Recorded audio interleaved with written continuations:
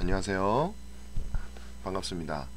우리 지난주에 한번 이렇게 줌으로 만났는데 이번 주부터는 동영상으로 서로 얼굴을 마주되지 못해서 안타깝지만 그 동영상으로나마 이렇게 여러분들을 만날 수 있게 되었습니다. 지난 한 주간 여러분들 잘 지내셨는지 궁금하네요. 어떤 특별한 일은 없으셨는지 궁금하기도 하고요.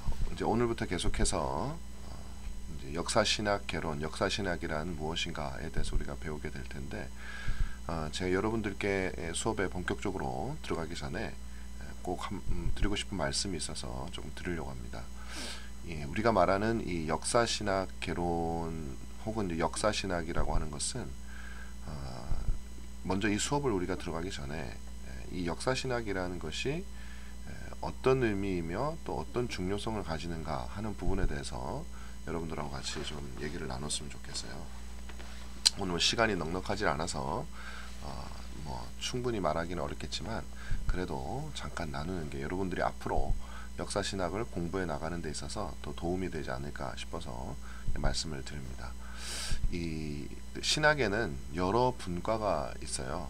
우리가 소위 말하는 역사신학이 있고요, 성경신학도 있고 또 조직신학도 있고 구약신학, 신약신학, 그 다음에 다 성경신학에 들어가는 거죠. 그 다음에 이제 실천신학, 이렇게 해서 제 분야가 있습니다. 근데 이 모든 신학의 분야, 특히 이제 그 중에서도 우리가 일반적으로 생각할 때 이제 성경을 연구하는 그 신학 분야다 그러면은 이제 소위 성경신학을 우리가 많이들 얘기를 하죠. 그러니까 성경신학의 메인 텍스트는, 소스는, 프라이머리 소스는 이제 성경이죠. 그리고 그 성경을 이제 연구해 나가는 그런 학문입니다. 그래서 가만히 들어보면 이 성경신학이야말로 가장 성경에 대해서 잘 알 수 있는, 아니면 성경이 무슨 말을 하려고 하는 건지 그 의미를 가장 잘 알 수 있도록 해주는 것이 아닌가 하는 생각을 하기가 쉽습니다. 실제로 성경을 연구하는 것이기 때문에 그 성경신학이 굉장히 귀한 것은 말할 것도 없고 당연한 거고요. 그런데 이제 문제는 뭐냐 하면 우리가 성경을 보는 목적은 내 나름대로의 성경적 시각을 가지기 위한 것이라기보다는 정말 성경이 말하는 것이 무엇인가, 성경의 참된 의미가 무엇인가, 우리가 연구하고 있는 이 온 세상과 우리의 영혼과 우리의 과거와 우리의 현재와 그리고 영원한 미래까지 설명해주는 이 진리의 보고인 이 성경이 진짜 말하고자 하는 내용은 무엇인가 하는 것을 우리가 아는 게 목적이잖아요. 그래서 사실은 이 모든 제가 말씀드렸던 성경 어떤 신학의 제 분야들이 있는 거예요. 목적을 우리가 분명하게 해야 됩니다. 여러분들이 신학과에 와 있는 것도, 혹은 신학과는 아닐지라도 또 신학 대학에 와 있고 또 신학을 공부하는 것도, 그리고 여러분들이 모든 우리가 신앙적 활동을 하는 것도 근본적인 건 뭐냐면은 성경에 있는 바가 무엇인지 우리가 분명하게 알고 이해하고 믿고 또 그것대로 우리가 살 때 그것이 가장 복되다는 사실을 알기 때문에 우리가 성경을 알기 위해서 있는 거잖아요. 이제 그렇게 생각해 봤을 때 이제 우리가 드는 의문이 있는 거예요. 과연 우리가 이제 성경을 우리가 그 자체를 내가 쳐다보고 있으면 우리가 정말 성경을 잘 알 수 있느냐, 그 부분은 조금 우리가 생각을 해봐야 됩니다. 다시 말하면 우리의 목적이 성경의 뜻을 잘 알기 위해서는 그러니까 성경 자체를 연구하는 내 연구 대상이 되는 성경도 굉장히 중요하죠. 당연히 성경 연구 대상이 돼야 되죠. 그런데 또 중요한 점은 뭐냐면 그 성경의 내용을 파악하는 사람이 나잖아요. 그럼 나와 성경과의 그 쌍방간의 대화만으로 성경에 있는 뜻을 가장 잘 발견해낼 수 있겠는가 하는 문제인 거죠. 만약에 여러분들이 굉장히 어려운 책이 있다고 한번 생각해 보세요. 그 내용을 이야기가 만만치 않은 책이 있을 때 그 책에 있는 내용을 가장 잘 알 수 있는 방법은 뭘까요? 여러분들이 그냥 혼자서 그 책을 그냥 밤새도록 골똘하게 보고 있으면 그게 가장 잘 그 책의 내용을 아는 방법일까요? 그렇지가 않죠. 그렇지 않기 때문에 여러분들이 학교를 오는 겁니다. 학교에 와서 선생님들에게, 교수님들에게 이 내용이 무엇인지를 배우는 거죠. 그리고 그 선생님들과 교수님들은 어떤 분들이에요?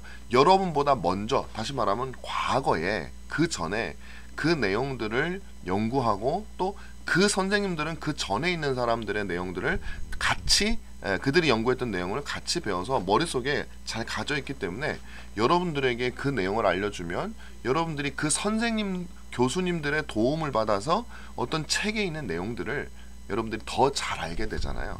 그러니까 우리가 성경에 있는 내용을 가장 잘 알기 위해서는 소위 성경 신학, 뭐 신약 신학, 구약 신학, 내가 성경을 내가 직접 연구해 라고 하는 것도 굉장히 중요하지만 그것이 전부가 될 수가 없고, 이 성경을 다른 사람들은 어떻게 연구했는가, 이 본문의 의미를 다른 사람들은 어떻게 이해하고 있었는가, 그러면 내가 성경을 본 것과 그들이 이해한 것을 함께 비교해 봐서 어떤 것이 진짜의 의미에 더 가깝겠는가 라는 것을 살펴보는 것은 필연적입니다. 필수적으로 우리가 해야 하는 것들이죠.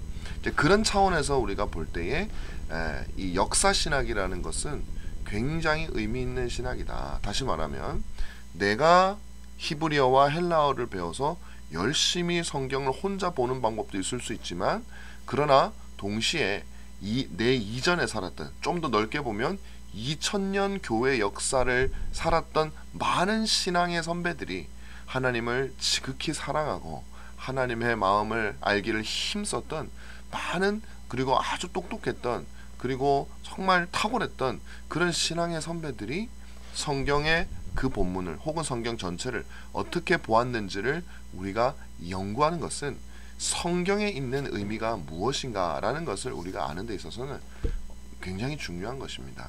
그래서 우리가 역사신학이라고 하는 과목을 배우게 되는 거예요. 그 목적은 뭐라고요?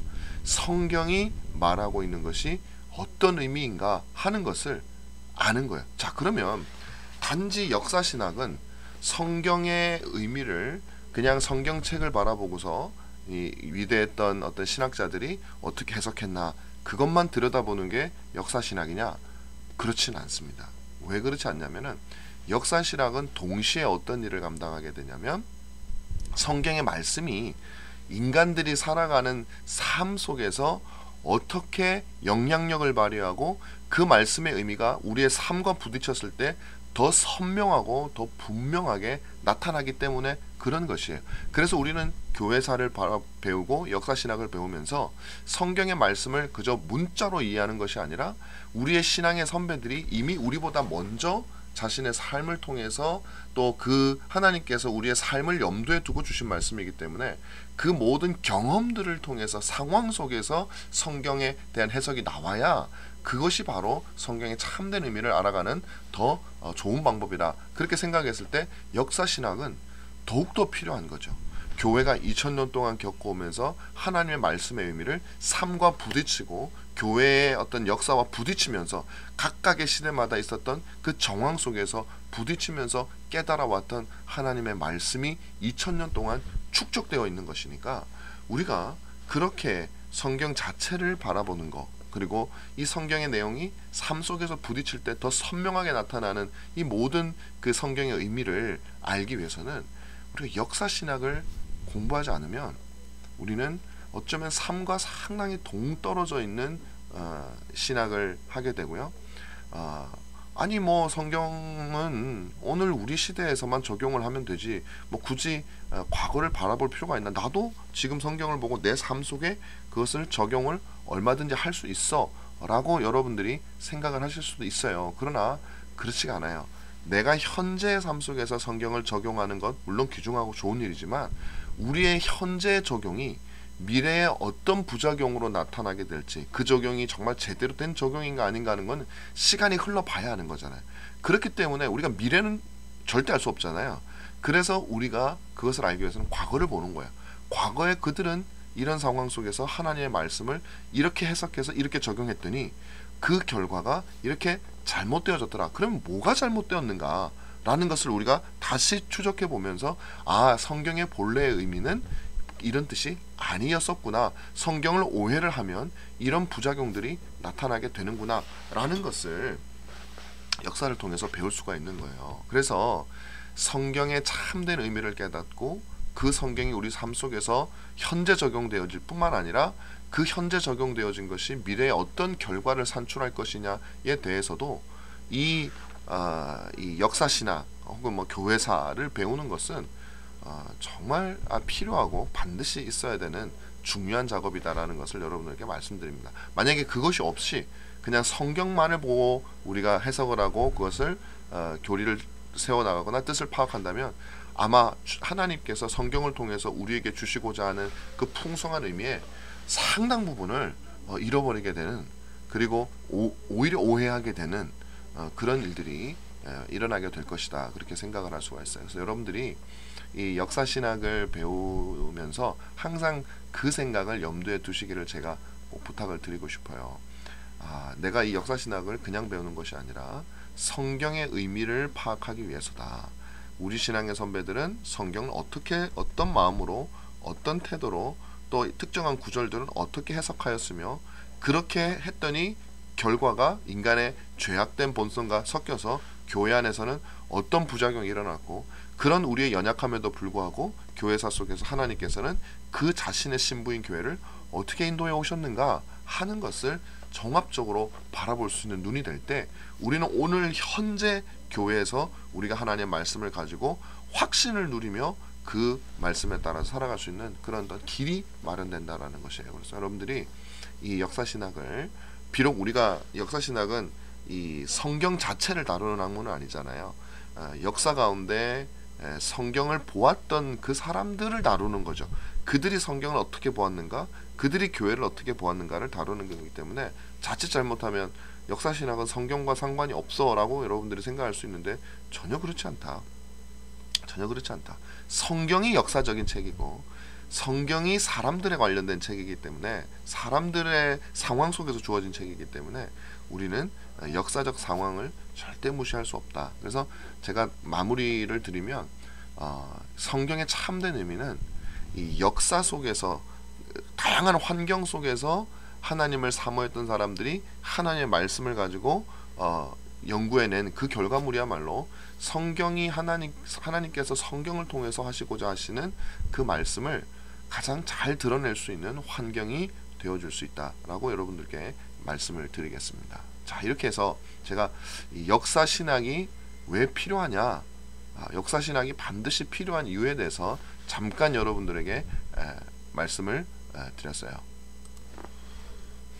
자, 이제부터 본격적으로 이제 우리가 초대교회라고 하는 그 배경으로 들어가 보도록 그렇게 하겠습니다. 자, 여러분, 오늘 보시면 갈라디아서 4장 4절 말씀이 나오죠. 때가 참에, 여기 이제 때가 참에가 두 번 나와 있는데 하나만 해야 됩니다. 때가 참에 하나님이 그 아들을 보내사 여자에게서 나게 하시고 율법 아래 나게 하신 것은 이라고 하는 이제 하나님 말씀이 있잖아요. 이 말씀이 바로 하나님께서 이 교회를 세우시고 그 교회의 머리가 되시는 예수 그리스도를 성육신하는, 그러니까 교회의 시작은 그리스도께서 이 땅에 오시는 그 성육신 사건을 통해서 시작이 되거든요. 그리스도께서 오셔서 죽으시고 부활하시고 그 다음에 제자들을 통해서, 제자들을 이제 죽으시기 전에 3년간 제자들을 훈련시키시고 그 제자들을 통해서 이제 교회가 일어나기 때문에 그리스도의 오시는 것과 교회의 시작은 그 자체가 똑같은 건 아니지만 연결되어 있는 사건이라고 하는 것이죠. 그래서 여기서 때가 참에라고 하는 말의 의미가 있어요. 하나님께서 이 모든 세상 역사를 주관하시는 분이시기 때문에 예수님을 보내실 때도 아무렇게나 보내시지 않으세요. 아들을 보내신 다음에 야 예수야 너 가서 세상이 어떻게 될지 모르고 좀 험해 보이긴 하는데 네가 알아서 헤쳐가라, 그렇게 하시는 게 아니라는 거예요. 하나님께서 당신의 그 모든 이 세상 역사의 중심이 되시는 그 아들을 보내시는 일은 그 예수 그리스도와 그분의 몸인 교회가 설립되어 줄 수 있는 환경을 조성하신 다음에 하나님께서 하신다는 것이죠. 그래서 여기 보면 초대교회의 배경, 다시 말하면 예수님이 오신 것은 모든 교회가 필요한 모든 환경이 충분히 주님께서 갖추어졌을 때, 그때 아니면 하나님께서 그 환경을 갖추어 놓고 교회 그리스도를 보내셨다라는 겁니다. 첫 번째 이제 세 가지로 우리가 볼 수가 있는데요. 첫 번째는 뭐냐면 유대주의다. 유대주의. 그러니까 유대주의라고 하는 신앙적 배경이 있는 거예요. 두 번째는 뭐냐면 로마 제국이라고 하는 정치적, 사회적 배경이 있는 겁니다. 그 다음에 세 번째로 그 당시 지중해 문화권은 비록 로마라고 하는 나라가 장악은 하고 있었지만 지성적으로 이 로마보다는 헬라, 그리스 문화가 그것을 주도하고 있었다. 이 세 가지 배경이 있었기 때문에 하나님의 교회가 세워지고 그 교회를 통해서 전 세계로 교회가 확산되어질 수 있는 그런 조건이 마련되어 있었다는 거죠. 만약에 이런 조건이 있질 않았다면, 물론 하나님께서 하시려면 전능하시니까 뭐 조건이 있든 없든 하실 수는 있죠. 그러나 하나님께서는 당신께서 이 세상에 부여하신 여러 법칙들과 원리들을 무시한 채 하나님께서 항상 역사하시는 건 아닙니다. 그래서 하나님께서 교회를 세우고 확산시킬 때도 우리를 사용하시는 거예요. 만약에 그게 아니라면 전능하신 분이 우리한테 뭘 이걸 해라 저걸 해라 할 필요가 없죠. 그냥 하나님 나시면 되는 거예요. 그러나 하나님께서는 우리 사람들을 사용하시고 가르치는 방식을 사용하시고 우리가 뭐 여러 가지 인간의 감정을 사용하시고 그렇게 하는 거죠. 그래서 이 세 가지가 갖추어졌을 때 하나님께서는 이제 교회를 예수님을 보내셔서 교회를 이루어 가셨다. 자, 이제 한번 보면 때라고 했기 때문에 우리가 두 종류의 때가 있다라는 사실 여러분 기억하십시오. 두 종류의 때라고 하면은 이제 크로노스라고 하는 게 있고 이제 카이로스라고 하는 게 있으면 둘 다 시간을 가리키는 거예요. 근데 크로노스라고 하는 것은 이제 연속적으로 흘러가는 물리적인 시간이죠. 그러니까 우리가 측정할 수 있는 거예요. 뭐 1분, 뭐 10분, 뭐 1시간. 요게 이제 크로노스입니다. 쭉 이렇게 흘러가는 거죠. 객관적인 어떤 그 주관적인 가치가 없어요. 그냥 다 똑같아요. 1분 전이나 10분 전이나 물리적으로 똑같은 것이죠. 가치는. 자, 이제 카이로스라고 하는 게 있습니다. 이것도 또 때라는 시간이라는 뜻인데 이거는 하나님의 신령한 시간이에요. 이건 굉장히 주관적인 겁니다. 하나님의 입장에서 봤을 때 1분 전보다 1분 후가 굉장히 특별한 시간이 있어요. 굉장히 의미 있는 시간이죠. 기회의 시간이기 때문에 이건 측정되는 시간이 아니에요. 길다고 항상 좋은 것도 아니고 짧다고 나쁜 것도 아니에요. 그래서 예수 그리스도께서 오시고 그리스도께서 세상을 변하시는 그 적절한 타이밍이라고 하는 게 좋겠죠. 타이밍이 있었다. 하나님께서는 바로 하나님 보시기에 정말 필요한 그 신령한 시간에 그리스도를 보내셔서 교회를 이루셨다라는 사실이에요. 자, 그 다음에 이제 우리가 볼 수 있는 거는 그 때라는 게 그러면 무슨 때냐, 무엇을 위한 때냐라고 이제 궁금하잖아요. 그래서 이제 결국에는 교회인데 첫 번째는 성자께서 성육신 하시기를 위한 바로 가장 적당한 타이밍. 그 다음에 그 성자의 성육신과 이어져서 주님의 신부인 교회가 세워지고 그 교회가 설립되어지고 확산되어질 수 있는 그 모든 조건이 갖추어졌던 바로 그때가 찼다라는 것이죠. 자, 그렇다면 우리가 여러분 이제 교회라는 것이 무엇인가 하는 것을 우리 잠깐 볼 필요가 있어요. 교회는 언제 시작됐죠? 예수님께서 부활하시고 난 다음에 오순절날 그리고 승천하시고 난 다음에 오순절날 성령께서 임하셨잖아요. 그래서 마가의 다락방에 있는 그 제자들에게 임하시고 그때 이제 그들이 나가서 복음을 전하게 되면서 회심하는 자들이 일어나면서 교회가 설립이 된 겁니다. 물론 그 전에도 뭐 제자들의 공동체를 교회라고 한다면 교회라고 할 수 있지만 이제 그것과 조금 분리를 하자면 예수님이 직접 이제 교회의 지도자들을 세우신 거고 이제 그들을 통해서 예수님 없이 이제 교회가 설립이 된 것이죠. 자, 그럼 이제 우리가 유대주의적인 배경, 제가 세 가지 배경이 있다 그랬죠. 유대주의적인 배경, 그 다음에 로마 제국이라는 정치적 배경, 사회적 배경, 그 다음에 헬라 문화, 이 세 가지가 있는데 그 중에 유대주의적 배경을 한번 봅시다. 왜냐하면은 교회라고 하는 것은 유대교라고 하는 그 문화적 그리고 신앙적 또 뿌리가 없이는 우리가 이해할 수가 없어요. 그래서 여러분 이미 구약 성경에 교회에 대한 설명이 있거든요. 우리가 이렇게 볼 수 있습니다. 이스라엘 백성들은 뭐냐? 그들이 하나님의 백성 곧 교회라는 것이죠. 하나님께서는 이스라엘 백성을 나의 신부다, 나의 아내다 라고 표현을 하신단 말이죠. 그래서 교회란 무엇인가? 그리스도의 신부다. 그런 비슷한 개념이 있습니다. 그래서 유대주의적 배경이 있는데요. 유대인들을 이제 두 개로 나눌 수 있습니다. 크게 나누면 하나는 이제 팔레스타인에 거주하는, 그러니까 이 이스라엘 지역에 유대에 거주하던 그 유대인이 있고요. 그 다음에 이제 우리가 말하는 그 디아스포라 유대인이라고, 다시 이제 유럽이든지 이스라엘 땅을 떠나서 세계 각국에 흩어져서 그들 속에서 유대인 공동체를 이루던 유대인들이죠. 그러니까 이 두 유대인들로 우리가 나눌 수가 있어요.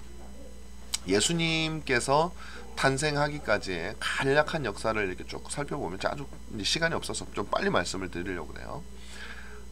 사울은 이스라엘의 초대 왕이었죠. 다윗은 2대 왕이지만 어떤 정통성적 측면에 있어서는 다윗이야말로 진정한 의미에서 이스라엘 초대 왕입니다. 자, 그런데 이스라엘이 잘 가다가, 물론 나중에 이제 남북 이스라엘로 나눠지긴 했지만, 결국에는 이제 북이스라엘이 한 721년경에 아수르에 의해서 멸망을 하게 되죠. 그리고 남유다가 586년에 바벨론에 의해서 유다가 멸망을 하게 됩니다. 그래서 이제 이스라엘이라고 하는 나라는 어떻게 보면 없어진 거예요. 그때 이제 하나님께서 은혜를 베푸셔서 70년 동안 노예 생활 혹은 포로 생활을 한 다음에 포로 기환이 일어나게 됩니다. 바벨론으로 끌려갔던 유대인들이, 그 앞에 있었던 북이스라엘은, 사마리아 지역에 살았던 사람들은 사실은 나중에는 그 사람들이 그 아수르가 혼혈 정책을 쓰기 때문에 혈통이 다 섞여버려요. 그래서 순수한 이스라엘으로서의 정체성이 굉장히 희미해집니다. 그러나 이제 반대로 남유다에 속한 사람들은 그래도 남아있게 되거든요. 이제 그들이 다시 돌아와서 이제 이스라엘의 정통성을 이어가게 되는 거죠. 그렇게 유대로 귀환을 한 다음에 이제 세월이 흘러갔을 때, 우리가 잘 아는 그 알렉산더 대왕, 그 그리스의 알렉산더 대왕에 이어서 이집트의 프톨레마이우스라고 하는 사람, 그리고 셀루시드 뭐 이런 사람들이 다스리는 그 제국이 이제 통치가 이루어지게 되고요. 그러니까 계속 이스라엘은 이민족의 압제 아래 있었던 거죠. 그 다음에 이제 하스모니안 왕조가 135년에서 47년까지 있었고, 그 다음에 여러분 아시다시피 이제 로마 제국이 그를 이어가지고 유대 땅을 다스리게 됩니다. 자, 이제 이러는 동안 팔레스타인에 있는 유다인, 다시 말하면 지금 이스라엘 지역에 있는 그 유대인들은 독특한 체제를 가지고 있었다. 이제 어떤 게 있었냐면, 물론 자신들은 이제 지배를 당하고 있기 때문에 어떤 완전한 자치권을 가지고 있지는 못했어요. 그럼에도 불구하고 로마는 그들에게 일정한 부분의 자치적인 역량을 인정을 해줬거든요. 그게 우리가 말하는 산헤드린 공회라고 하는 곳입니다. 그래서 산헤드린은 이제 함께 앉다라는 곳이 한 70명 정도, 그러니까 대제사, 그러니까 유대인들의 종교 지도자들이 이렇게 있는 법원과 같은 역할을 하는, 그래서 로마가 그 사람들에게 이제 그런 역할을 위임을 해줬어요. 왜냐하면 유대인들은 이 신앙적인 어떤 그 결속성이 굉장히 강하기 때문에 로마가 그것을 인정 안 해주면 너무 피곤해져요. 너무 힘들어져. 그래서 그냥 인정을 해줘 버린 거예요. 자, 이런 산헤드린 공회가 이제 그렇게 있었고, 그 다음에 이제 유대에 있던 그 유대인들이고요. 그다음에 세계 각국에 흩어져 있던 그런 유대인들은 뭐 팔레스타인 밖에서 이집트라든지 아니면 뭐 이집트에 있는 알렉산드리아가 주로 컸고요. 그 다음에 지중해 연안 도시들, 뭐 시리아 지역, 안디옥, 다메섹, 바벨론, 여러 지역에 흩어져서 공동체를 형성하고 있었어요. 그래서 이 사람들이 이제 주로 이제 나중에는 그 공용어인 헬라어를 많이 쓰게 되거든요. 히브리어를 이제 상당히 잃어버리게 되고, 그러다 보니까 그 70인영이라 그래서 구약 성경을 헬라어로 번역해낸 성경도 만들게 되죠. 왜냐하면 그 후손들이 봐야 되니까. 그렇게 디아스포라 유대인들을, 흩어진 유대인들이 그렇게 있었다. 그렇다면 교회, 우리가 소위 지금 말하는 교회와 또 연관성이 있는 것은 무엇인가? 이제 회당이라는 것을 우리가 볼 수 있어요. 이 회당은 뭐냐면, 이스라엘이 있는 이 팔레스타인 지역이 아닌 아까 말씀드렸던 이 디아스포라 유대인들이 세계 각국에 흩어졌어요. 근데 이스라엘 지역에 있으면 회당이 필요가 없는 게, 그들이 예배를 드리거나 하기 위해서는 이제 예루살렘으로 가면 되죠. 제사를 드리거나 제사장에게 찾아가서 그렇게 하면 되는데, 세계 각국에 흩어져 있기 때문에 이 제사장을 찾아가 제사를 드리거나 아니면 그렇게 할 수가 없었단 말이에요. 그래서 이 사람들이, 유대인들이 특히 이제 종교의 중심지로 원래는 있고, 그 다음에 이제 사회생활을 할 수 있는 그런 중심지로 원래는 이 디아스포라 지역에서 이제 회당이 졌는데 이게 나중에는 이제 유대 안에도 이렇게 좀 예루살렘에서 멀리 떨어진 지역에 들어오기는 하게 됩니다. 어쨌든 회당은 그런 곳이다. 이게 사실은 지금으로 보면 어떤 교회의 역할들을 하게 돼요. 왜 그러냐면 바울이든지 아니면은 사도들이 전 세계를 유럽을 다니면서 혹은 이제 복음을 전할 때 어디를 많이 갔냐면 회당을 갔거든요. 왜냐면 회당은 예루살렘에서 떨어져서 일정한 예배 형식을 가지고 있어요. 그래서 이것들이 나중에는 이 기독교 신앙 안으로 들어오게 되면서 이제 예배 형식 회당 우리가 회당 같은 데 모여서 예배드리던 방식들이 교회로 이어지는 그런 요소들이 생기게 됩니다. 왜냐하면 아까 말했지만 그 디아스포라 유대인들은 제사를 드릴 수 없기 때문에 그곳에서 토라를 가르치고 마치 이제 우리가 지금 드리는 예배와 같은 일들을 하게 되는 거죠. 그래서 디아스포라 유대인들하고 그 다음에 그들이 이제 이 어떤 말씀드린 대로 복음을 우리 바울이든지 전도자들이 전할 때 어떤 가교 역할을 상당히 잘했다. 이제 그렇게 볼 수 있어요.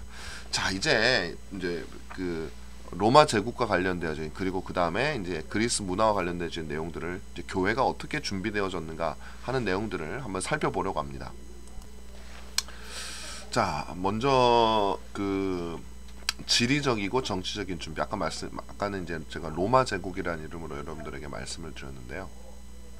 지리적이고 정치적인 준비를, 그러니까 이거는 사람들이 한 게 아니죠. 이건 하나님께서 하신 겁니다. 그런 준비가 있었다. 여러분, 초대 교회가 생기고 또 교회가 설립되고 이런 것들이 하나님께서 당연하죠. 그냥 막 하시는 게 아니다. 그러니까 여러분, 이런 하나님께서 이 환경을 조성하시는 것들을 통해서도 우리는 역사의 주관자가 하나님이시구나. 하나님께서 그리스도를 보내실 때에는 단지 우리의 죄를 사하는 것만 염두에 두고 하신 것이 아니라 그 죄 사함이 이어질 수 있도록 교회를 세우실 것을 염두에 두는데, 교회는 이런 여러 가지 환경들이 없으면은 그냥 한 지역의 그냥 동네 미신 정도로 하다가 사그러질 수밖에 없었던 것인데, 이제 제가 지금부터 말씀드릴 이런 여러 가지 이유들로 인해서 지금 전 세계적인 신앙이 된 이 기독교회가 설립이 될 수 있었다라는 것입니다. 자, 첫 번째는 지리적 정치적인 준비인데요. 여기 보면 팍스 로마나라고 하죠. 팍스 로마나. 우리가 이런 말을 많이 들어보셨을 거예요. 네, 팍스라는 것은 피스예요. 다시 말하면 로마의 평화입니다. 정치적인 안정이 돼 있었어요. 왜냐하면 그 전만 해도 로마는 제국을 확장하느라고 전쟁을 참 많이 했어요. 그런데 예수님께서 태어나실 때는 이미 유럽의 상당 부분을 정복하고 난 다음이었어요. 그래서 전쟁보다는 많은 평화와 정치적인 안정이 이루어지고 있을 때요. 근데 나중에 이제 시간이 좀 더 지나면 이제 로마 황제들 그 권력 싸움 때문에 또 굉장히 정세가 복잡해집니다. 그래서 예수님께서 태어나시던 그 시기, 그리고 초대교회가 처음 막 폭발적으로 이제 전달되던 그 시기야말로 정말 팍스 로마나였다. 그래서 어디든지 복음을 전할 수가 있는 거죠. 그래서 여기 보면 도로와 교통망이 발달되고요. 제국의 다양한 곳에 군대가 배치가 됩니다. 한번 여러분 이거 한번 보세요. 여기 보면 이게 이제 지도잖아요. 그 지도. 지중해죠. 근데 여러분 여기 보면 여기 이게 주황색으로 된 실핏줄처럼 핏줄처럼 이렇게 혈관처럼 쭉쭉쭉 이렇게 연결된 것들이 보이죠. 이게 뭐냐면 다 도로예요. 다 도로. 그리고 여기 이렇게 도시들이 동그란 하얀색으로 있는 이런 것들이 도시인데 상당 부분이 군사 거점입니다. 군사 거점. 왜냐하면 로마는 군대가 유명하잖아요. 그래서 로마가 이 군대를 통해서 로마 제국을 외적들로부터 방어해야 되니까 변방 곳곳, 자신들이 처음에는 로마에서 시작됐으니까 변방이 로마였을 거 아닙니까? 그쪽에다가 군대 도시를 만들어요. 좀 확장되고 나면 또 거기가 뭐라 그럴까요? 제국의 끝이었기 때문에 거기다가 또 군대 도시를 만들죠. 그렇게 확장해서 확장하다 보면 이렇게 많은 도시 속에 군대가 있어요. 그리고 길이 굉장히 넓게 잘 해놨단 말이에요. 이게 무슨 말을 하는 겁니까? 이 로마가 굉장히 이제 이 도로라든지 어떤 그런 군대라든지 정치적인 안정이라든지 이런 걸 통해서 로마가 이 복음을 어떤 저항 없이 전할 수 있는 굉장히 좋은 기회를 가진 거예요. 그래서 만약에 국경이 많으면 이 복음이 국경을 넘기가 힘들잖아요. 만약에 도로가 없다면 어디서 복음이 이동하기 얼마나 많은 시간이 걸리겠습니까? 그러나 이렇게 길이 쫙쫙 뚫려 있고, 특히 이제 군대가 있으니까 군인들 가족들을 전도하면요, 이 군인들 가족이 주둔하는 곳이 그 센터가 되는 거예요. 신앙센터가 실제로. 그래서 이 유럽 전역을 이 도로망과 정치적 안정과 군인들을 통해서 유럽이 곳곳으로 복음이 퍼져나갈 수 있는 아주 중요한 어떤 역할을 감당했었다라는 것을 여러분들이 생각하면 하나님의 섭리가 정말 놀랍다라는 걸 우리가 알 수가 있어요. 자, 이제 로마에 대해서 하다 보니까 로마의 역사를 제가 조금 이제 했는데, 이거는 우리가 시간이 그렇게 많지 않기 때문에 조금 스킵하고 좀 넘어가도록 하겠습니다. 여러분들이 한번 쭉 읽어보시면 되겠어요. 중요한 내용은 아니니까. 자, 이렇게 해서 로마가 굉장히 이제 그 평화롭고 강성한 제국이 되었다. 자, 그렇다면 로마의 또 종교 정책도 있어요. 로마가 만약에 처음부터 여러분 기독교 신앙을 핍박하지는 않았어요. 로마가. 그래서 만약에 처음부터 했더라면, 물론 하나님이 이제 하시고자 하시면 어떤 핍박에서도 이길 수는 있는데, 만약에 기독교가 태동하려고 하는 그 순간에 엄청난 핍박이 들어왔다면 모르죠. 또 하나님의 뜻이 어디에 있었는지 우리는 알 수 없지만 또 변수가 있었을 거다. 그런데 종교적으로 상당히 로마는 다원화된 사회였어요. 그러니까 로마가 그러니까 로마같이 큰 나라는 다양한 이민족들을 흡수하잖아요. 그러면 종교라든지 일정한 이념의 다양성을 어느 정도는, 그러니까 제국의 통일성을 심각하게 해치지 않을 범위 내에서 어느 정도는 인정을 해주지 않으면 이런 강성한 나라를 만들 수가 없어요. 강성한 나라의 특징은 뭐냐면 나와 다른 사람들을 흡수하는 능력이에요. 그리고 그들이 가지고 있는 그 능력들을 흡수해서 그것들을 국가적 역량을 키우는 대로 이렇게 쏟을 수 있도록 만들어주는 능력. 이게 이제 로마의 특징이기도 하고, 동양에서는 당나라 시절 굉장히 큰 나라였거든요. 그 나라도 마찬가지입니다. 중국이죠, 중국. 그 다음에 미국도 마찬가지죠. 지금 미국도 보면 여러 나라의 것들을 가져와서 한 나라로 만들지만 각 나라의 특징이라든지 관습을 막 배타적으로 하고 막 핍박하고 그렇게 하지 않아요. 그들의 재능을 우리가 쓰기 위해서 흡수를 하는 거죠. 로마도 그랬습니다. 심지어는 이제 정복지들의 다 신들을 수입해가지고 그냥 믿으라고 하는 거예요. 너네 믿으라. 단 이 황제 숭배, 이 황제는 이제 로마의 황제는 스스로 신이라고 일종의 신성화시키긴 했어요. 그래서 제국의 단결을 촉진하고 로마 제국에 대한 시민들의 충성을 유발하기 위해서 이 상징적 존재인 이 황제의 숭배를 했는데, 이것만 하면 너희들 문제가 되지 않는다. 기본적으로 그런 입장을 가지고 있었어요. 자, 그런 이제 좀 관대한 그런 초창기에, 물론 나중에는 이제 우리가 배우겠지만 핍박도 많이 있었던 것은 사실이지만, 그러나 초창기에는 그렇지 않았어요. 자, 헬레니즘의 영향이라는 것입니다. 자, 로마에 대해서는 우리가 이제 정치적인 뭐 이런 것들 얘기했고요. 그 다음에 이제 그리스의 문화의 영향이죠. 헬레니즘입니다. 정치적으로는 로마 영향권이었지만 문화나 사상적으로는 이 지중해 일대가 다 그리스 문화였고, 이제 그리스의 영향을 있었고, 심지어는 이제 글 쓰는 것도 언어도 헬라어를 썼잖아요. 그래서 여러분 우리가 가지고 있는 신약 성경이 헬라어로 기록이 되어 있지 않겠습니까?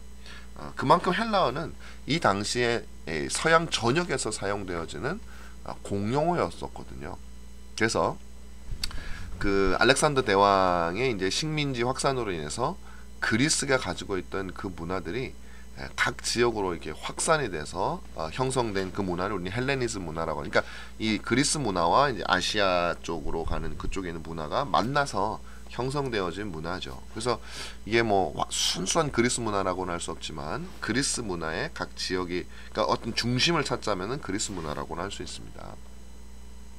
자, 헬라 문화의 특징 중에 이제 그 우리 교회가 세워지고 하나님께서 예비하신 것들을 우리가 찾아보면, 첫째는 언어의 통일입니다. 아까 말씀드린 대로 당시의 사람들이 다 이제 그리스어를 많이 썼기 때문에 성경을 헬라어로 딱 쓰면 이것이 전파되는 게 너무 쉬운 거예요. 지금도 보세요. 언어가 달라버리면 복음의 전파되는 속도가 엄청나게 느립니다. 선교사가 가서 그 복음을 성경을 번역해야 되고, 그런 말로 설명하기도 힘들고, 적대감 때문에 모든 어려움이 너무 많아요. 그런데 그리스어라고 하는 언어를 통해서 한 권 성경으로 쭉 퍼질 수 있었다. 그 다음에 이제 두 번째가 뭐냐면은 헬라의 철학입니다. 헬라 그 그리스 사람들이 가졌던 철학 사상이 기독교 신앙하고 당연히 똑같지는 않죠. 그런데 감사하게도 하나님께서는 그들에게서 기독교 사상을 담아낼 수 있고 혹은 표현해낼 수 있는 아주 중요한 몇 가지 사상들을 그리스 철학이 이미 존재하고 있었어요. 그래서 복음을 그들의 언어로 소개를 해서 전달하면 생각보다 훨씬 쉽게 전달이 되어지는 겁니다. 왜 이게 중요하냐면 성경은 아주 독특한 책이거든요. 그러니까 우리 인간이 자연적인 본성에서 나오는 그런 신앙심하고는 전혀 다른 책이 바로 성경이에요. 근데 이거를 이 어떤 그 사고 체계가 다른 사람들에게 어떤 진리를 전하는 건 너무너무 힘이 듭니다. 왜냐하면 생각하는 방식 자체가 완전히 달라요. 근데 그것을 어느 정도 맞춰가는 데만 해도 시간이 엄청나게 걸려요. 그렇지 않으면 서로 심각한 오해가 되죠.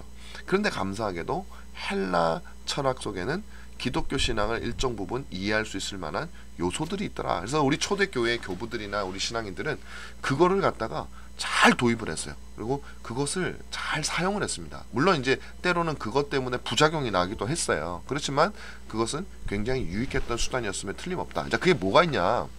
이런 겁니다. 자, 눈에 보이는 세계뿐만 아니라 눈에 보이지 않는 세계도 헬라 철학에서 인정하고 있어요. 대표적으로 플라톤이 그렇습니다. 여기 이제 플라톤 철학이라고 있는데 뭐 이게 다 플라톤 철학이라는 뜻은 아니고 플라톤에게서 이제 시작되는 헬라 철학적 어떤 조류가 있죠. 그 중에는 이제 플라톤에 반대하는 철학도 있습니다. 그러나 영향이 서로 주고받았어요. 그래서 헬라 철학이라고 부르는 게 더 정확하겠어요. 눈에 보이는 세계뿐만 아니라 눈에 보이지 않는 세계도 인정했다. 신개념, 어떤 궁극적인 존재가 있다라는 것을 이성적으로 설명을 해냅니다. 그것을 이제 플라톤은 a first principle이라고 부르고 아리스토텔레스는 an unmoved mover 이렇게 부르는 거예요. 그래서 first principle이냐 아니면 unmoved mover냐 이거는 서로 표현이 좀 다르지만 비슷한 의미예요. 또 궁극적인 존재예요. 다시 말하면 first principle은 이 세상이 존재하게 하는 원리 가운데 가장 최초의 원리를 말하는 것이고 unmoved mover는 move한다는 건 뭐냐면 운동을 일으킨다는 거거든요.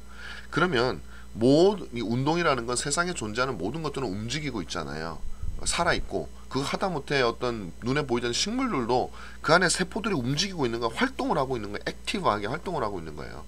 그래서 모든 것들은 움직이고 있다. 자, 그러면 이것들이 자발적으로 움직이냐 아니면은 무언가에 의해서 움직여지는 것이냐, 이렇게 봤을 때 모든 것들은 보면 움직여지는 것이다. 왜냐하면 처음에 스스로 존재하지 않는 것은 다 움직여지는 거예요. 당구공을 우리가 할 때 당구공이 이렇게 딱 서 있잖아요. 그럼 이 앞에 당구공이 하나 더 있잖아요. 그럼 이 앞에 있는 당구공을 하기 위해서는 이 뒤에 당구공이 그 당구공을 딱 쳐야지 얘가 움직이기 시작하잖아요. 그러면 얘를 움직이게 한 것은 스스로 움직인 게 아니라 요 전에 있던 당구공이에요. 그럼 전에 있던 당구공은 어떻게 움직였냐? 당구를 치는 사람의 큐대가 딱 맞으니까 움직이는 거잖아요. 그럼 큐대는 어떻게 움직였나? 당구 치는 사람들의 팔이 움직였고, 그럼 팔은 어떻게 움직였나? 뇌가 명령하니까. 그럼 뇌는 어디서 생겼나? 이제 엄마로 올라가죠. 그렇게 해서 끊임없이 올라가다 보면 모든 존재들은 다 움직여지는 건데, 맨 처음에는 자기는 움직여지지 않으면서 누군가를 처음 움직인 존재가 있지 않겠느냐.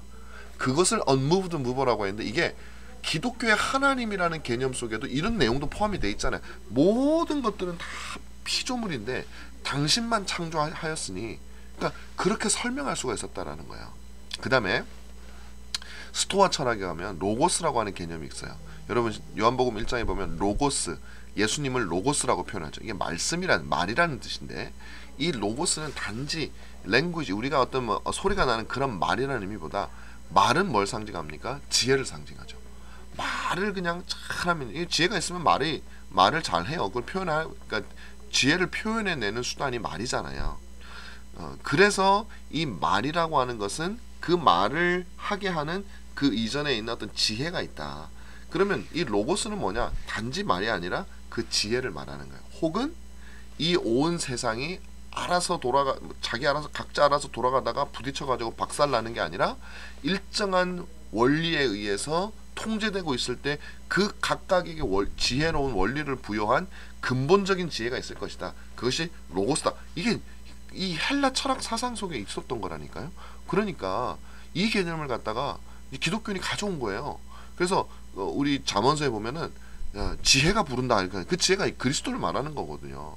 그럼 너무 비슷한 로고스 개념하고 지혜 개념하고 그랬는데 그래서 이제 사도 요한은 그렇다면은 예수님을 말씀 혹은 로고스로 우리가 표현을 하면은 참 이 헬라인들이 무슨 말인지 대충 알겠어. 그 말씀이라는 게 그냥 막 소리가 나는 그걸 말하는 게 아니라 지혜, 모든 지혜의 근원, 그게 하나님이시구나, 그게 예수님이시구나, 이런 식으로 이해할 수 있는 기틀을 마련해 주었다라는 것이죠. 그래서 헬라 문화가 그런 어떤 철학적인 바탕을 마련을 해줬어요. 그리고 이 헬라 철학을 보면 이제 진리란 뭐냐, 우리는 어떻게 진리에 돌아갈 수 있느냐, 실제 세상은 뭐냐, 이런 것들이 그 헬라 철학에서 묻는 질문인데, 이게 보세요, 다 우리 기독교 신앙에 있는 질문들하고 비슷해요. 진리가 뭐냐, 우리가 묻잖아요. I am the truth. 나는 곧 길이요 진리요 생명이니 진리라. 그럼 우리는 어떻게 진리에 도달할 수 있는가? I'm the way. 나는 길이다. 진리에 가는 길이다.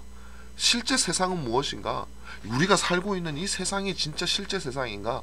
아니면은 영원하신 나라, 지금은 우리 눈에 보이지 않지만 언젠가는 그리스도와 더불어 임하게 될 그 세상이 실제 세상인가? 이런 고민들을, 우리가 해야 될 고민들을요, 이 헬라 철학자들이 한 거예요.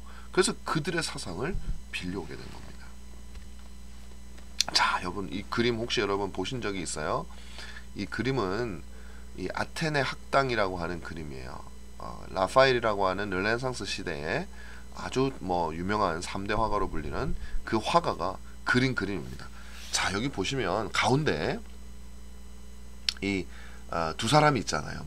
그 동그란 아치형 그 문 바로 앞에 두 사람이 있는데, 한 사람 플레이토라고 적혀 있고 한 사람은 애리스토텔이라고 적혀 있잖아요. 이게 아리스토텔레스고 이 플레이토라고 적혀 있는 사람이 플라톤이에요. 플라톤. 이 두 사람은 스승과 제자의 관계입니다. 플라톤이 스승이고 아리스토텔레스가 제자예요. 그래서 아리스토텔레스는 젊었죠. 수염이 막 그냥 색깔이 생생하잖아요. 근데 플라톤은 나이가 들었네. 그래서 이 수염도 허옇고 또 결정적으로 탈모까지 이렇게 와가지고 이 나이가 든 조금 우리의 동정심을 자아내는, 저도 사실 요즘에 조금 빠지고 있어서 걱정인데, 어쨌든 혹시 또 이거 들으시는 분 중에 또 이로 인해서 상처받지 않으시길 바라면서, 그래 있어요. 그래 두 사람이 있어요. 여기 보면 소크라테스도 있죠. 소크라테스. 사실은 소크라테스가 나이가 더 많아야 되는데 어떻게 그렇게 많게 그리지는 않았어요. 여기 왜 그러냐면 여기가 무슨 당시에 동시에 다 살던 사람들은 아니거든요. 이제 그리스의 철학자들을 쭉 한데 모아놓은 거예요. 그 사람의 이미지대로 이렇게 해놓은 거기 때문에 나이하고는 상관이 없습니다. 자, 여기 제노라고 하는 사람이 잘 안 보이는데, 이 제노라고 하는 사람이 있었어요. 네, 그 사람이 또 이렇게 이제 그 스토아과라는 그 철학 사상을 또 이렇게 했던 사람인데, 이런 식으로 쭉 디오게네스도 있고 쭉 그리스 사람들이. 근데 제가 왜 이 말씀을 드리냐면, 이제 소크라테스도 중요하지만 이 두 사람한테 집중하세요. 플라톤과 아리스토텔레스가 비슷한 것 같은데 차이가 있어요. 이게 뭐냐면, 플라톤은 한번 제가 딴 걸 볼게요. 자, 여기 있어요. 보세요. 플라톤은 손가락이 하늘을 가르치고 있어. 하늘. 저 하늘에 보라 이거. 근데 아리스토텔레스는 아닙니다 하는 것 같지 않아요? 스승님 그렇게 말씀하지 마십시오. 우리는 땅을 봐야 됩니다. 땅을 봐야 됩니다. 이게 이제 플라톤과 아리스토텔레스의 대철학자죠. 이 사람들의 철학은 고대에만 머문 것이 아니라 중세, 근세, 현대에 이르기까지 이 철학 역사에 있어서 가장 중요한 기반을 놓고 이 사람들의 철학에 대한 해석이 철학이다, 현대 철학이다 라고 할 만큼, 철학의 역사다 라고 할 만큼 아주 중요한 기틀을 놨던 사람이에요. 자, 근데 플라톤은 하늘을 가리키고 있고 아리스토텔레스는 손바닥을 땅으로 가리키고 있다. 자, 그럼 이게 무슨 의미냐 도대체? 한번 보세요. 플라톤이라고 하는 사람은요, 이 현대 철학의 창시자라고도 불리는 사람입니다. 물론 자기 스승으로 소크라테스도 그 전에도 철학이 있었지만 말씀드린 대로 현대 철학의 아주 중요한 기틀을 놓았던 사람이에요. 이 사람의 특징은 뭐냐면 이원론입니다. 이원론. 우리가 그걸 듀얼리즘이라고 그래요. 듀얼리즘. 진리는 이 세상에 있는 것이 우리가 살아가는 이 현상계라 그래요. 우리가 살아가는 이 현상, 나타난 이 세상에 있는 것이 아니라 우리가 감각할 수 없는 이 세상 밖에 어떤 또 다른 세상이 있어가지고 그걸 이데아라고 합니다. 그 또 다른 세상이 있어가지고 거기에는 진짜 어떤 진리와 또 사물의 본질이 거기 있다는 거예요. 예를 들면 뭐가 있을까요? 사람이라고 합시다. 사람은 우리가 생각할 때는 지구에 많잖아요. 70억 명, 80억 명 그렇게 있잖아요. 그런데 이 플라톤에 따르면 여기 있는 사람들은 모형인 거예요. 모형. 어떤 나타난 현상인 거예요. 사람의 본질, 사람 중에 진짜 사람 하나밖에 없어요. 어디 있냐? 저 이데아에 있는 거예요. 이데아 세상에. 그 원형인 의자 많죠. 우리가 막 플라스틱도 만든 의자도 있고 나무로 만든 의자도 있고. 그럼 그게 다 의자냐? 물론 의자긴 의자인데 진짜 의자라고 하는 개념, 컨셉트가 진짜 의자의 원형이라는 게 있다는 거예요. 그게 어디 있냐? 이데아에 있다는 거예요. 그러니까 이데아라는 것은 사람, 의자, 자동차 이 모든 개념이라는 것이 우리에게 있는데 그것이 왜 우리에게 있을 수 있냐면 저 이데아 세계에 그것의 원형이 있기 때문에 우리가 자동차라는 것들을 가질 수가 있다. 그렇게 생각을 하는 거죠. 그래서 이데아는 사물의 본질이 거기에 있어요. 우리가 가지고 있는 것은 모형입니다. 모형. 모든 것들. 본질의 일부분 부여받거나 혹은 이제 어떤 그 그림자와 같은 것들이라고 생각하죠. 그래서 이 본질은요, 이 세상에서 우리가 눈으로, 손으로 파악 못해요. 사람을 아무리 화학적으로 분석하고 의학적으로 해부를 해도 진짜 사람은 우리의 감각으로 알 수 있는 게 아니라 이 이성적인 명상을 통해서, 이성적인 사색을 통해서 저 이데아 세계에 있는 이게 마치 어떻게 잘못 들으면 이게 또 신앙하고 비슷하게 보이는 거예요. 기도하고 하나님을 어떻게 하면 진리에 도달하게 되는. 이제 그렇게 하는 거죠. 그래서 현상계와 이데아 세계가 있다라고 생각을 했죠. 그래서 제가 말했던 world of being 이것은 존재, 원래 존재 그 자체, 존재의 세상. 그 다음에 world of becoming 이거는 이제 변하지가 않는 거죠. 본질이니까. 근데 본질이 변해버리면 그게 바뀌잖아. 예를 들면 사람이 있는데 사람의 본질이 바뀌었어요. 뭐로 바뀌었냐면 개로 바뀌었어. 그럼 그 사람이에요, 개예요? 개죠. 그러니까 본질은 바뀔 수 없는 거예요. 본질은 그것이 그것 되게 하는 거니까. 근데 그것은 이제 이데아 세계에 있는 거고, 이 세상은 자꾸 바뀌어요, 뭔가. 근데 왜 여전히 우리는 의자 이 모양도 있고 저 모양도 있고 의자가 긴 것도 있고 짧은 것도 막 바뀌지만 그래도 왜 그건 우리는 다 의자라고 하냐면 본질은 그대로 있기 때문에, 그 이데아에 있는 본질을 그대로 받고 있기 때문에 그렇게 얘기하는 거죠. 자, 그다음 현상계 월드 오브 비커밍으로서 끊임없이 움직이며 변한 반면에 월드 오브 빙은 변화가 없는 절대적인 세상으로서 아이디어. 여러분 이데아라고 하니까 대단한 것 같은데 아이디어예요. 여기서 온 거예요. 아이디어. 예를 들면 의자라고 하는 아이디어는 어디 있을까? 저기 있는 거예요. 저기. 우리가 보는 거는 의자라고 하는 아이디어 그 자체가 아니에요. 그는 의자라고 하는 아이디어가 구현되어진 하나의 모형을 보고 있는 거다. 자, 여기까지 할게요. 이게 여러분들이 철학에 대한 그 사전 공부나 좀 이런 것들을 우리가 많이 가지고 있지 못할 때는 저도 그랬고 이게 무슨 말인가 하는 생각이 좀 들기가 쉬워요. 근데 조금 더 이제 여러분들이 철학책을 보시고 하시면 충분히 이해가 잘 될 겁니다. 그러므로 철학자들은 바로 이 이데아 세계를 명상하는데 가장 많은 시간을 보내야지 지금 땅에서 어떻게 해야 잘 사냐 못 사냐 이런 생각보다 지금 이 머리로 생각을 많이 해야 돼. 이제 그렇게 생각을 하는. 자, 근데 아직 안 끝났네요. 자, 이데아 세계에는 그 본질들이 있는 세계에는 가장 상위에 있는 가장 수준이 높은 귀중한 그 이데아가 있는데 이건 선의 이데아다. 선의 이데아. 그러니까 좋은 것, 그게 제일 좋은 거잖아요. 그러니까 그 좋은 것도 세상에 좋은 게 얼마나 많아요. 근데 좋다라고 하는 개념, 아이디어는 어디 있느냐? 이데아에 있는 거예요. 그 선의 이데아가 누구냐? 데미우르게.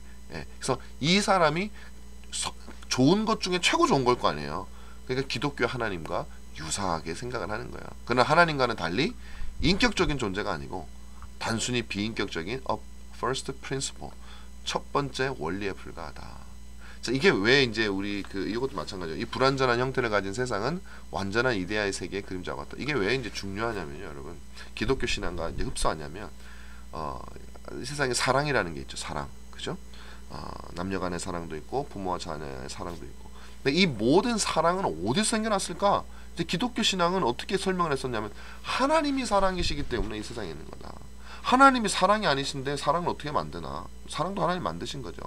그러면 모든 선한 것들은 하나님에게 있는 것이다. 근데 하나님은 어떻게 사랑을 가지고 있느냐? 우리처럼 불순물이 많은 모형적 사랑이 아니라 순도 100%의 사랑, 우리가 상상조차도 할 수 없는 사랑의 원형, 본질을 하나님이시다.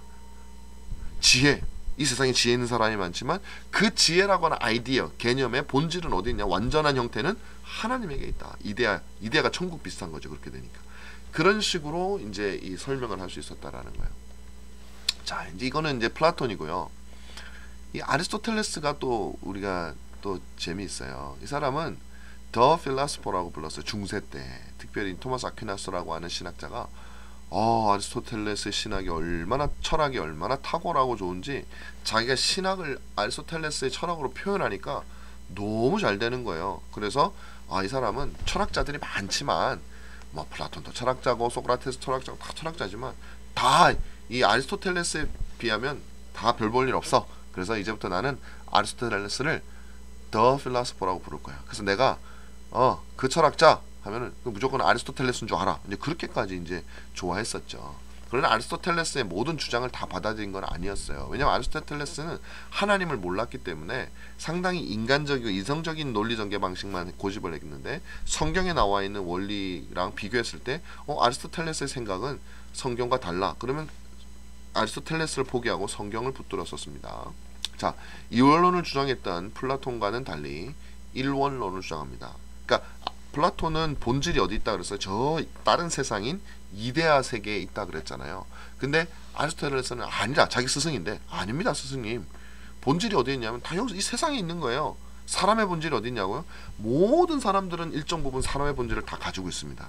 의자의 본질은 모든 의자 안에 다 들어 있습니다. 그래서 우리가 자꾸 뭐 그냥 명상하고 뭐 그냥 무슨 뭐라 그래, 몽유도원처럼 그냥 그렇게 살 것이 아니라 이 세상의 삶에 충실해야 됩니다. 우리 안에 있는 본질을 이 세상 속에서 구현해내야 되니까요. 그러면서 아리스토텔레스는 이제 뭐라 그럴까, 본질과 이 실체가 다 이 땅에 있다라는 것을 강조했어요. 그래서 일원론이라고 그래요. 일원. 저 다른 세상이 없는 거예요. 그래서 아리스토텔레스, 아까 여기 책 손에 들고 그림에 보면 책을 들고 있는데요. 그 책이 뭐냐면 윤리학이에요. 아리스토텔레스가 쓴 유명한 윤리학이라는 책이 있거든요. 그 윤리학이 바로 아리스토텔레스의 윤리학이었다. 그래서 이런 사상들을 또 이제 기독교 신앙에서 또 사용을 하게 됩니다. 아까 말씀드린 대로 부동의 동자 개념도 사용을 했고요. 그 다음에 스토아주의는 제가 말씀드린 같은 거예요. 세상을 창조한 창조주의 이성적 정신, rational mind를 로고스라고 부른다. 그러니까 창조주의 정심. 그러니까 예를 들면 이런 거예요. 창조주가 하나님이신데, 하나님, 성부 이제 삼일체로 설명하면 하나님이신데, 이 하나님의 정신에 해당되는 부분, 이 어떤 마인드에 해당되는 부분을 로고스, 그리스도로 삼일체를 예를 들면 설명하자면 그런 식으로 되는 건 성경적인 삼위일체는 아니지만 그래도 조금 이해할 수 있는 그런 폭이 생긴다는 거죠. 그래서 로고스는 이 세상에 대한 논리적인 질서와 계획을 결정하는 이성에 해당된다. 이성, 지혜에 해당된다. 이런 이제 그 초대 교회가 생기기 전에 헬라 문화, 그리고 말씀드린 로마 제국, 그 다음에 유대주의, 요 세 가지의 어떤 그 준비를 통해서 교회 복음이 딱 생겨났을 때 그 복음이 세상 속으로 퍼져나가야 교회가 성장하고 교회가 사그라들지 않잖아요. 그래서 이 퍼져나가는데 이 세 가지가 결정적인 기여를 했다. 여러분, 초대 교회 때뿐만 아니라 또 이 유사한 현상이 한 번 있었던 적이 있어요. 그게 언제냐면은 1500년 후에 종교개혁 때, 종교개혁이 일어날 때 이것도 하나님의 역사죠. 교회가 처음 시작될 때 하나님께서 역사하시고, 동시에 1500년 동안 교회가 타락하고 나니까 다시 교회가 시작할 때 하나님께서 다시 환경을 조성하시는 거예요. 그래서 여러분, 종교개혁 때 직전에 종교개혁이 성공할 수 있었던 정치적인 이유가 있어요.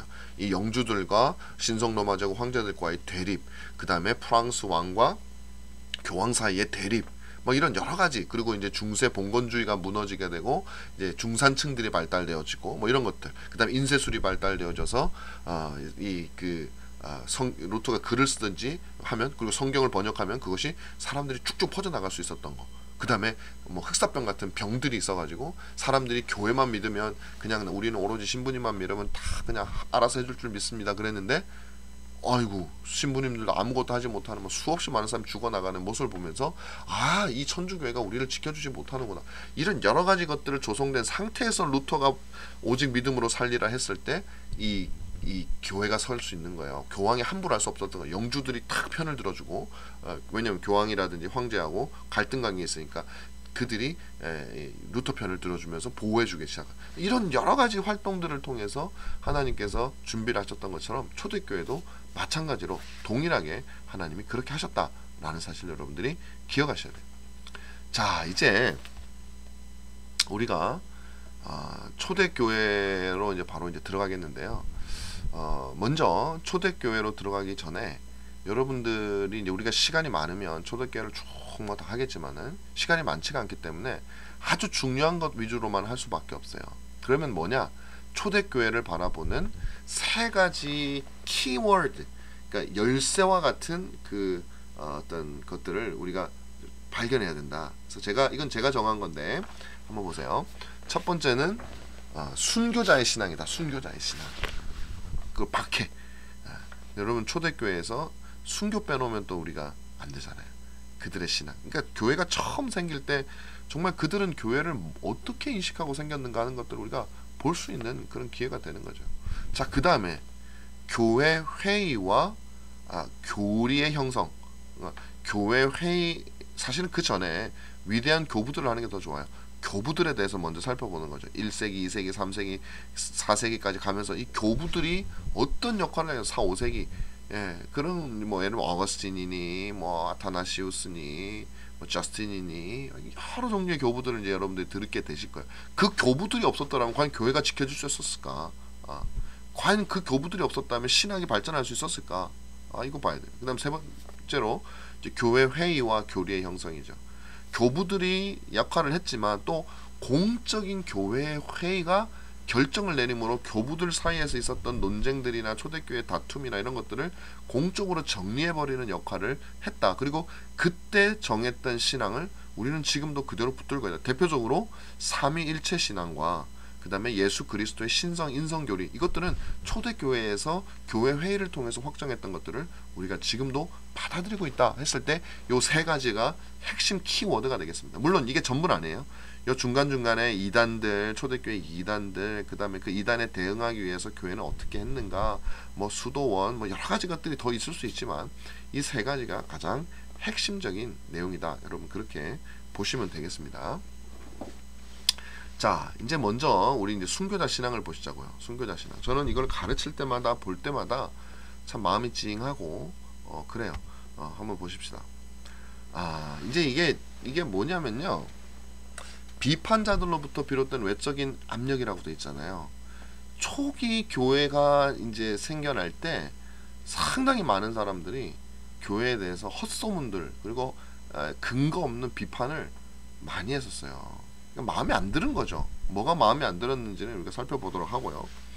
더러운 헛소문이 납니다. 어떤 헛소문이 나느냐 보세요. 한번 읽어볼게요. 기독교인들의 예배는 신자들이 비밀리에 모여서 먹고 마시고 방탕하게 행하며 불을 끈 후에도 근친상간도 마다하지 않는 혼응을 벌린다. 이게 세상의 기독교라면은 얼마나 싫겠어요. 두 번째, 기독교인들이 새 신자의 입교식 때 유아를 커다란 빵 속에 감추어 두고 입교자에게 빵을 자르라고 명령한다. 그 후에 아직 따뜻한 아기의 살을 함께 먹는다. 이거 그러니까 밑에 나오는 게 그러므로 기독교회는 식인종이다. 이렇게 되는 거죠. 이게 무슨 말일까요? 이게 어떤 이런 일들이 있었어요? 무슨 그리스도인들이 근친상간을 해요? 그게 뭐냐면 이게 이제 교회 안에서는 우리 모든 사람들을 형제와 자매로 부르잖아요. 그런데 이 교회 갔더니 어떤 사람이 어떤 여자한테 자매님 이렇게 부른단 말이에요. 근데 어떤 사람은 형제님, brother, sister 이렇게 부른다는 거죠. 그랬는데 이 사람들이 집에 갈 때 보니까 둘이 같이 가. 그리고 같은 집에 들어가. 알고 보니까 이 사람들이 부부야. 이 사람들이 저것들이 부부인데 왜 brother, sister를 얘기하지? 이 근친상간 하는구나. 이 나쁜 놈들. 이렇게 되는 거예요. 그래서 기독교가 오해받아. 두 번째는 이 식인종이라는 거예요. 식인종.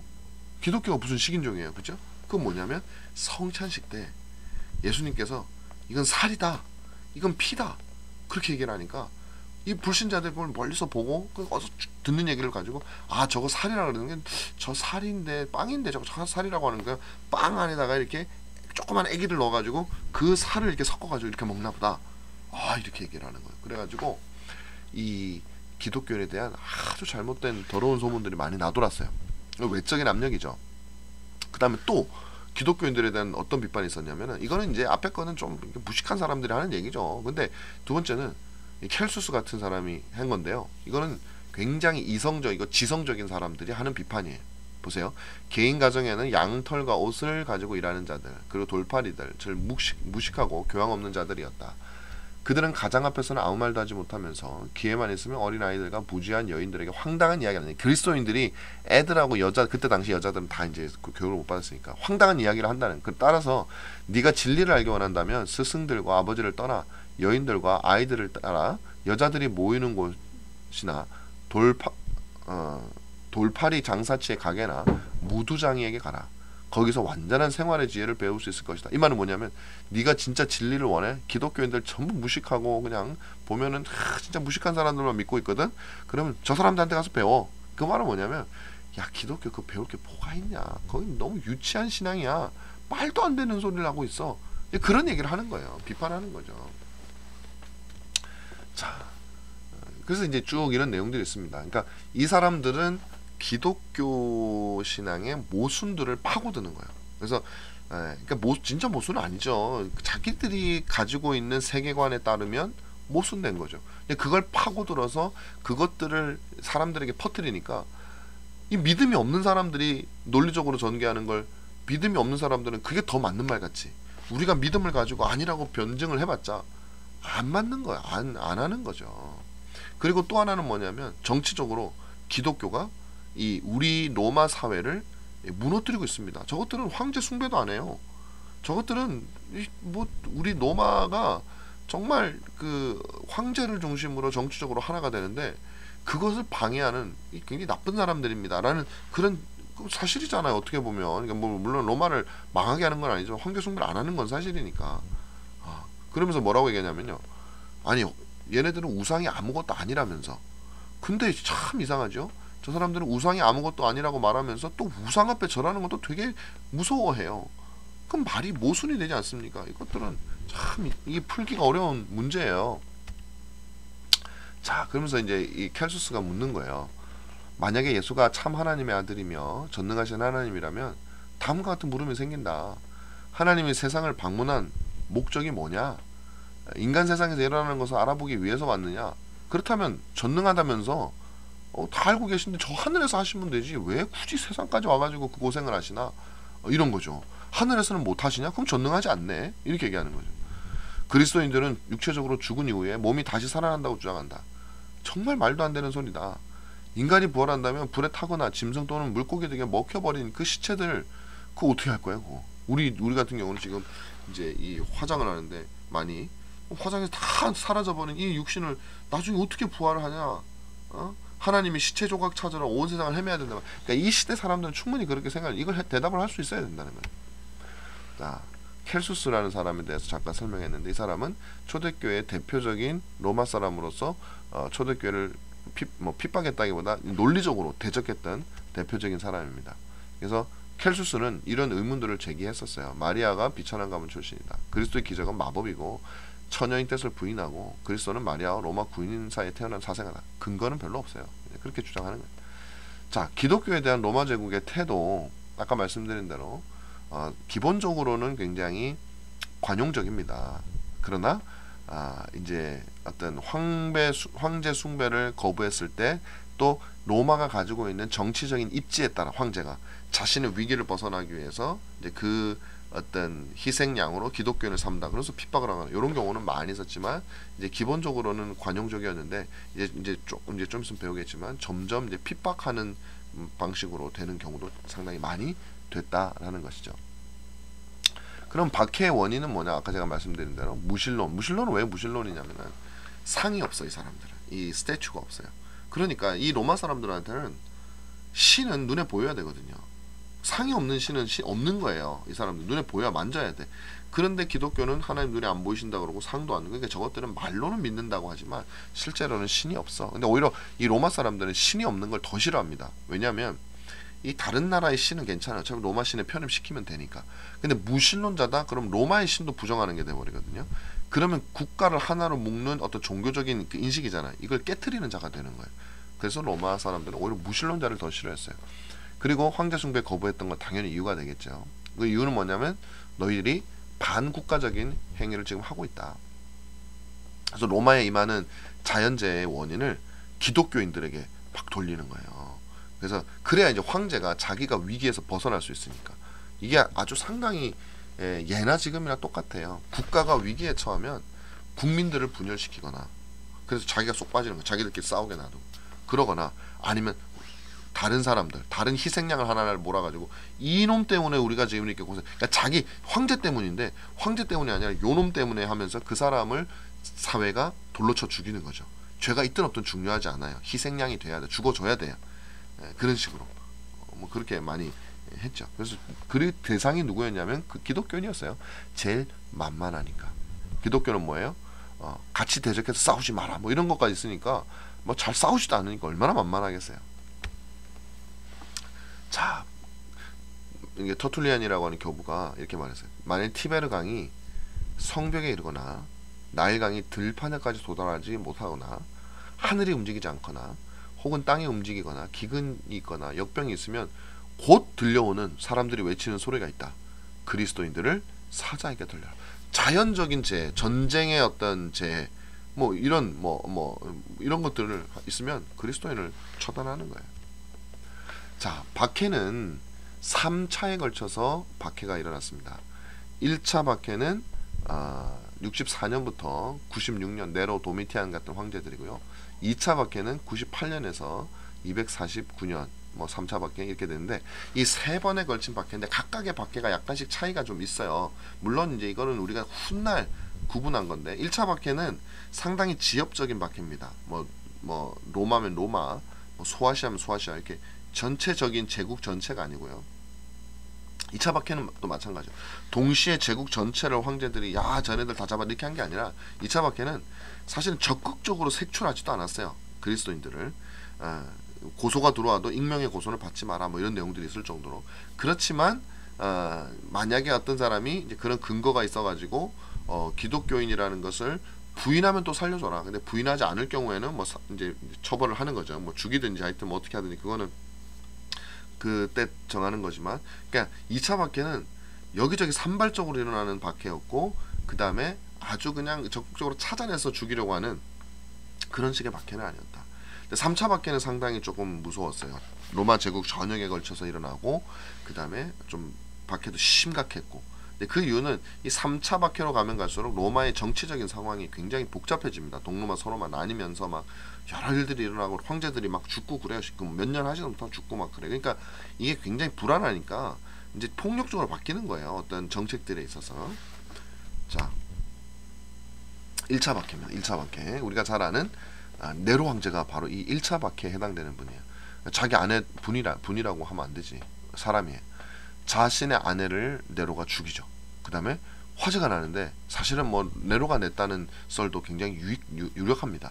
그런데 어쨌든 자기가 내고 나니까 이게 이제 국민들이 얼마나 그냥 싫어하겠어요. 그랬더니 기독교인들한테 원인을 돌려서 수없이 많은 기독교인을 죽는, 그러니까 자기가 당해야 될 거를 기독교인에게 돌리는 거예요. 그래서 이 시기에 사도 바울하고 사도 베드로가 로마에서 순교하게 됩니다. 요 시기에, 바로 요 시기에. 이게 1차 박해예요. 자, 제가 잠깐만요. 지금 이게 조금 빠른 것 같기는 한데 오늘 시간이 많지가 않기 때문에 그 박해에 관련된 비디오를 하나 보고 우리가 오늘 시간을 일단 여기서 마치도록 그렇게 하겠습니다. 한번 요 비디오를 여러분 한번 잠깐 보도록 하겠습니다.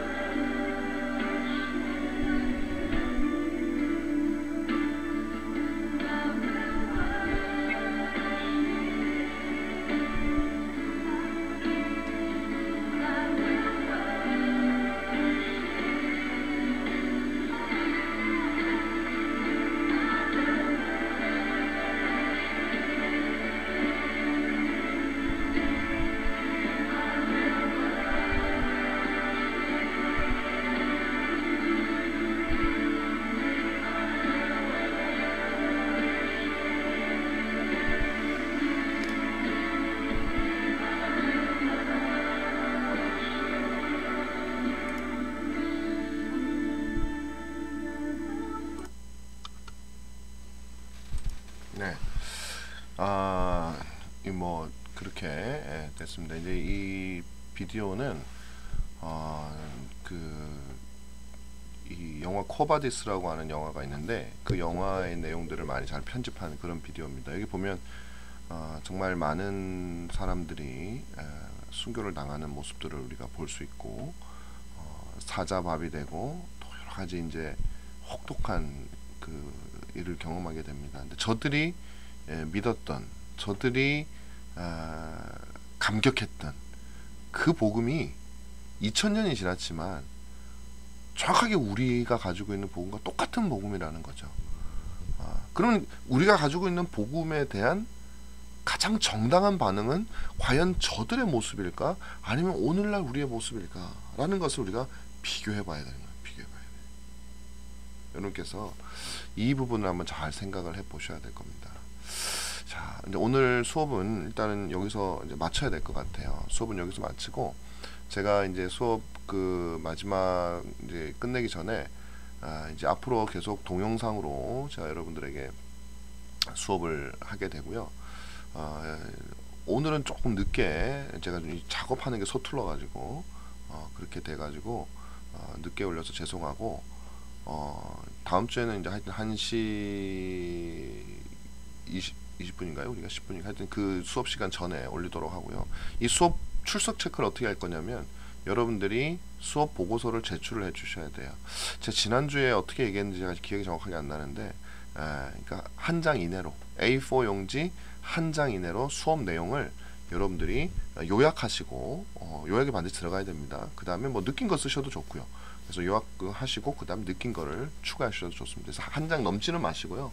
한 장 이내로 여러분들께서 내가 보면 이건 이 사람이 수업을 그래도 잘 들었구나 라는 것을 알 수 있도록 여러분들께서 쭉 골고루 쭉 이렇게 들으시면서 이렇게 쓰시면 되죠. 그렇게 하셔가지고 제출해 주시면은 좋겠습니다. 그리고 여러분 수업하다가 이번 시간에 궁금한 내용이 있잖아요. 그러면은 다음 우리 구글 클래스룸에 그 질문들을 해주세요. 그러니까 수업 그 보고서 제출도 구글 클래스룸에 제가 만들어 놓을 겁니다. 과제를 제출하는 란을 여러분들이 그거 하시고 그 다음에 이제 질문도 해주시면 제가 그 다음 주 수업 동영상 앞부분이든지 뭐 뒷부분이든지 그곳에 제가 질문에 대한 답을 그렇게 해드리도록 그렇게 하겠습니다. 그러니까 여러분들 잘 지켜주시고요. 구글 클래스룸에 여러분 그걸 올려주셔야 되고 이 숙제를 제출하는 기간은 언제냐면은 다음 수업 전까지 올려놓으셔야 돼요.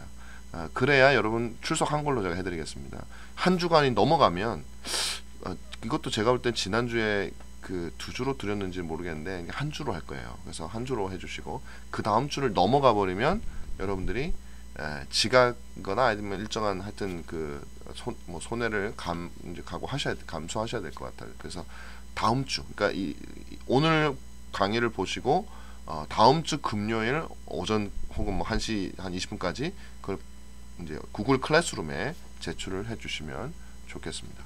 자, 혹시 이 이상 더 궁금한 게 있으시면요. 그 구글 클래스룸에 여러분께서 마음껏 질문을 많이 해주세요. 자, 이상으로 마치도록 하겠습니다. 제가 기도하고 마치겠습니다.